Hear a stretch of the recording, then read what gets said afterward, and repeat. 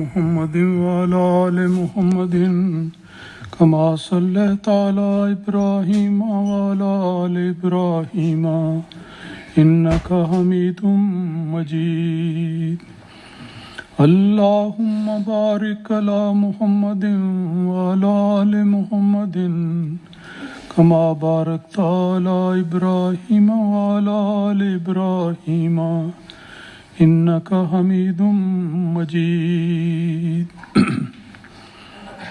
غزوہ تبوک کے موقع پر شامل نہ ہونے والے صحابہ میں سے ایک حضرت کعب بن مالک رضی اللہ تعالیٰ عنہ تھے۔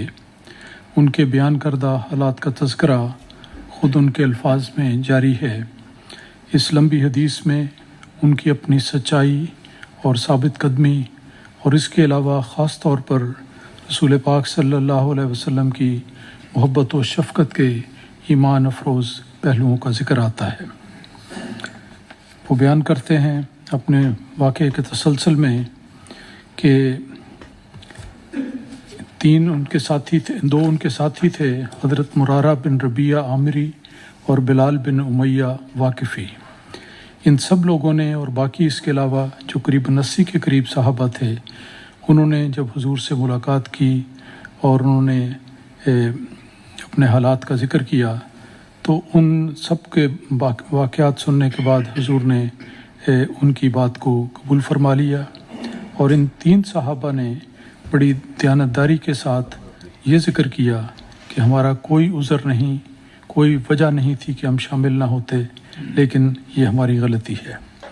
اس پر رسول پاک صلی اللہ علیہ وسلم نے ان 3 صحابہ کا معاملہ مؤخر کر دیا اور اللہ تعالیٰ کے فیصلے کے بعد آگے کچھ بیان کرنے کا فرمایا۔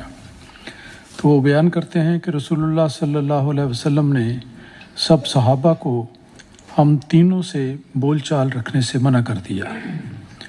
یہ پہلا آپ کا ارشاد تھا، ہمارے علاوہ کسی اور پیچھے رہنے والے کو یہ سزا نہ دی گئی۔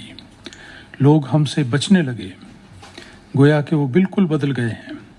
کوئی لین دین، کوئی بات چیت اور کوئی تعلق نہ رہا۔ زمین بھی اوپری نظر آنے لگی، گویا وہ زمین ہی نہیں جس کو میں اچھی طرح جانتا تھا۔ فوراً اس ارشاد کی تعمیل میں کہ ان سے مقاطعہ کیا جائے، بات چیت نہ کی جائے، فوری طور پر کہتے ہیں کہ ہماری دنیا ہی بدل گئی۔ وہ بیان کرتے ہیں کہ غرض مقاطعے کے 50 دن سخت پریشانی اور گھبراہٹ میں بسر ہوئے۔ پھر وہ لکھتے ہیں کہ میرے دونوں ساتھی تو خانہ نشین ہو گئے، یعنی اپنے گھر پر بیٹھ گئے، بڑی عمر کے تھے دونوں ہی، اور اپنے گھروں میں بیٹھے رہے۔ وہ ہر وقت روتے رہتے تھے، اور ان تینوں میں سے میں جوان تھا، سخت جان بھی تھا، اور گھر بیٹھ نہیں سکتا تھا، اس لیے میں باہر بازار میں نکل جاتا، نمازوں کے وقت مسلمانوں کے ساتھ مسجد میں جا کر شامل ہوتا، بازاروں میں گھومتا پھرتا، لیکن اس ارشاد نبوی کی تعمیل میں کہ ان سے رابطہ نہ رکھا جائے، کوئی بھی شخص مجھ سے بات نہ کرتا تھا۔ جب نماز کے بعد، جیسا کہ رسول پاک صلی اللہ علیہ وسلم کا معمول تھا کہ کچھ دیر کے لیے آپ صلی اللہ علیہ وسلم مسجد میں تشریف رکھتے، تو میں بھی مجلس میں حاضر ہو جاتا اور سلام کہتا، اور میں اپنے دل میں یہ کہتا کہ کیا رسول اللہ صلی اللہ علیہ وسلم نے میرے سلام کے جواب میں اپنے مبارک ہونٹ ہلائے ہیں یا نہیں۔ پھر میں حضرت صلی اللہ علیہ وسلم کے قریب ہی ہو کر نماز پڑھنے لگتا اور چور نظروں سے آپ صلی اللہ علیہ وسلم کو دیکھتا۔ اور وہ کہتے ہیں کہ کیفیت یہ تھی کہ جب میں اپنی نماز کی طرف متوجہ ہوتا تو آپ میری طرف دیکھتے، اور جب میں آپ کی طرف دیکھتا تو آپ اپنا رخ پھیر لیتے اور دوسری طرف دیکھنے لگتے۔ مسلمان بھائیوں کی یہ زیادتی اور خشک سلوکی مجھے بہت شاق گزری۔ میرے لیے بہت بڑا امتحان تھا کہ ہر شخص نے منہ موڑ لیا اور پوری طرح قطع تعلق کیا، جیسا کہ رسول پاک صلی اللہ علیہ وسلم نے فرمایا تھا۔ وہ کہتے ہیں کہ میں سخت پریشان ہو گیا۔ ایک دفعہ میں ابو قتادہ رضی اللہ عنہ کے باغ کی دیوار پھاند کر اندر چلا گیا، یعنی بے چینی میں ادھر ادھر پھرتے تھے ان کی دیوار پھاند کر اندر چلے گئے۔ وہ میرے چچا زاد بھائی تھے اور مجھے بہت پیارے لگتے تھے۔ انہیں میں نے سلام کیا، خدا کی قسم انہوں نے میرے سلام کا کوئی جواب نہ دیا۔ یہ بھی ایک نمونہ ہے صحابہ کرام کا کہ جب ایک ارشاد ہو گیا تو ہر ایک نے پوری طرح اس کی پابندی کی اور پوری اس کی اطاعت کی۔ وہ لکھتے ہیں کہ خدا کی قسم انہوں نے میرے سلام کا کوئی جواب نہ دیا۔ میں نے کہا، اے ابو قتادہ، میں تجھے خدا تعالیٰ کی قسم دیتا ہوں، کیا تم نہیں جانتے کہ میں رسول اللہ صلی اللہ علیہ وسلم سے محبت کرتا ہوں؟ لیکن وہ چپ رہے۔ پھر میں نے دوبارہ ان کو قسم دی، پھر بھی وہ چپ رہے۔ پھر تیسری بار ان کو قسم دی تو انہوں نے کہا کہ اللہ تعالیٰ اور اس کا رسول بہتر جانتے ہیں۔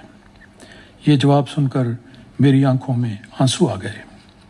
میں پیچھے مڑا اور دیوار پھاند کر باہر آ گیا۔ یہ ان کے دور ابتلا کا ایک واقعہ ہے۔ پھر وہ کہتے ہیں کہ ایک دن ایک اور واقعہ پیش آیا۔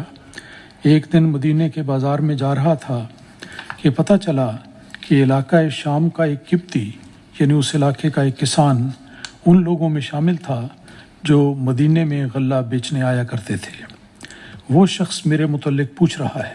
مجھے پتہ لگا لوگوں سے کہ کوئی شخص میرے بارے میں پوچھ رہا ہے، تو لوگوں نے میری طرف اشارہ کیا اور وہ میرے پاس آیا۔ اس نے مجھے بادشاہ غسان کا ایک خط دیا۔ اب ان کے لیے دیکھیں کتنا بڑا امتحان کا مرحلہ آ گیا۔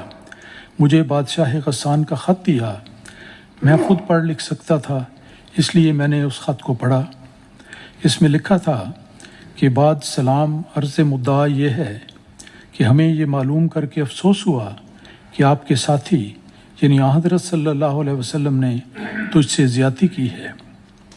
اللہ تعالیٰ نے تجھ کو ایسا نہیں بنایا کہ تم سے ایسا ذلت آمیز سلوک کیا جائے اور تجھے ضائع کر دیا جائے۔ پھر لکھا تھا کہ تم ہمارے پاس آ جاؤ، ہم تمہاری بہت عزت افزائی کریں گے اور ہر طرح کا خیال رکھیں گے۔ جب میں نے یہ خط پڑھا تو میں نے دل میں کہا کہ یہ بھی میرے لیے ایک اور آزمائش اور ابتلا ہے۔ میں وہ خط لے کر سیدھا تندور کے پاس چلا گیا۔ آگ بھڑک رہی تھی۔ میں نے اس خط کو اس میں جھونک کر کہا کہ یہ اس کا جواب ہے۔ دیکھیں کتنی سچائی اور ثابت قدمی کے ساتھ وہ انہوں نے نمونہ دکھایا، اور یہ ایک قسم کی جو ان کے خلاف ابتلا کی صورت پیدا کی گئی، اس کا کیسا مومنانہ اور زوردار جواب دیا۔ ایسے ہی پریشان کن حالات میں وہ کہتے ہیں کہ 40 دن گزر گئے اور میرے بارے میں خدا تعالیٰ کی طرف سے وہی نازل ہونے میں دیر ہوتی گئی۔ ایک دن میرے پاس رسول پاک صلی اللہ علیہ وسلم کا ایک قاصد آیا کہ حضور فرماتے ہیں کہ تم اپنی بیوی سے الگ ہو جاؤ، اس کے پاس رہنے کی اجازت نہیں ہے۔ میں نے پوچھا کہ رسول پاک صلی اللہ علیہ وسلم کا کیا منشا ہے، کیا میں اپنی بیوی کو طلاق دے دوں؟ انہوں نے فرمایا کہ یہ نہیں، صرف یہ ہدایت ہے کہ تم ان سے علیحدہ ہو۔ چنانچہ وہ فرماتے ہیں کہ میں نے اپنی بیوی کو کہا کہ تم اپنے والدین کے گھر چلی جاؤ اور میں اکیلا یہاں رہوں گا۔ اس کے بعد آگے مزید واقعات ہیں جو انشاءاللہ آئندہ کے درس میں بیان ہوں گے۔